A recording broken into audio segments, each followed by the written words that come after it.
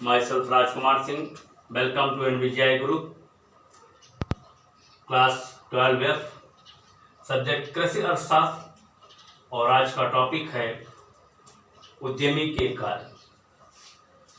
उद्यमी उत्पत्ति के 5 साधनों में सबसे महत्वपूर्ण साधन होता है।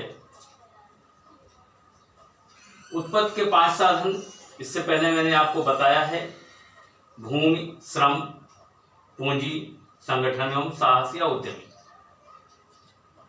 जो साहस का काम करे उसी को साहसी या उद्यमी कहते हैं। व्यवसाय की अनिश्चितता, जोखिम आदि को वहन करने वाले व्यक्ति को उद्यमी कहते हैं। उद्यमी किसी उत्पादक संस्था का प्रायः स्वामी होता है। तो आज हम जानते हैं कि एक उद्यमी के कौन कौन से कार्य होते हैं। पहला कार्य होता है जोखिम उठाना। उद्यमी का साहसी का कार्य होता है व्यवसाय में होने वाले अनिश्चितता और जोखिम को वहन करना, और उसी अनिश्चितता या जोखिम को वहन करने के फलस्वरूप उसे प्रतिफल के रूप में लाभ प्राप्त होता है।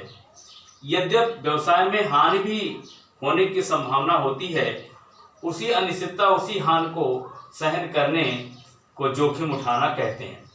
दूसरा जो उद्यमी का कार्य होता है मुख्य रूप से, वो होता है वस्तु का चुनाव करना। व्यवसाय का चुनाव इससे पहले किया जाता है, तो दूसरा काम वस्तु का चुनाव करने से पहले व्यवसाय का चुनाव करना होता है। किस प्रकार का व्यवसाय करना है यह उद्यमी के द्वारा ही तय किया जाता है, निश्चित किया जाता है। और व्यवसाय का चुनाव करने के पश्चात फिर वस्तु का चुनाव करना होता है कि उस व्यवसाय में किस प्रकार की वस्तु का उत्पादन किया जाए। और इसके बाद उत्पादन के स्थान का चुनाव भी उद्यमी के द्वारा ही किया जाता है कि किस स्थान पर उत्पादन कार्य किया जाए। इसको निश्चित करने का कार्य उत्पादक जो भी उद्यमी होता है उसी के द्वारा किया जाता है। और नेक्स्ट है उत्पादन के उपादानों को एकत्रित करना। जैसा कि मैंने आपको बताया, उत्पत्ति के विभिन्न उपादान जैसे भूमि, श्रम, पूंजी को संतुलित मात्रा में, उचित मात्रा में एकत्र करने का कार्य भी उद्यमी के द्वारा ही किया जाता है।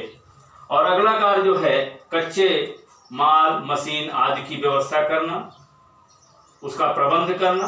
उद्यमी के द्वारा ही कच्चे माल की, अर्धनिर्मित माल की, मशीन आदि की प्रबंध व्यवस्था की जाती है, उसका भी प्रबंध किया जाता है। और उसके बाद विभिन्न उपादानों में आय का वितरण करना। उद्यमी के द्वारा ही उत्पत्ति के विभिन्न साधनों जैसे भूमि, श्रम, पूंजी, संगठन आदि को उत्पत्ति से होने वाली जो आय होती है उसमें से कितना किसको हिस्सा देना है, इसका निर्धारण भी उद्यमी के द्वारा ही होता है। अर्थात भूमिपति को, भूस्वामी को लगान के रूप में कितना दिया जाए, श्रमिकों की मजदूरी क्या हो, क्योंकि भूमि में भूपति को, भूस्वामी को लगान के रूप में दिया जाना होता है। वो उत्पत्ति के द्वारा जो आय प्राप्त होती है उसी में से देना होता है। इसी प्रकार श्रम में श्रमिकों को मजदूरी का निर्धारण करना, पूंजी जो प्राप्त किया गया है उस पर ब्याज आदि कितना देना है, लाभांश कितना देना है, उसका निर्धारण करना उद्यमी का कार्य होता है। संगठन में काम करने वाले अधिकारी और कर्मचारी के साथ साथ जो भी मध्यम या उच्च स्तरीय जो भी अधिकारी होते हैं उनका वेतन निर्धारण करने का काम भी उद्यमी के द्वारा ही निश्चित किया जाता है। तो इस प्रकार से उद्यमी एक ओनर की तरह, संस्था का मालिक के तरह होता है।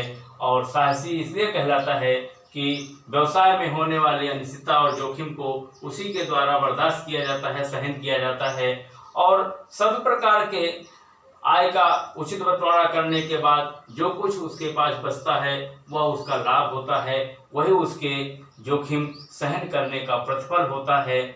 Thank you very much.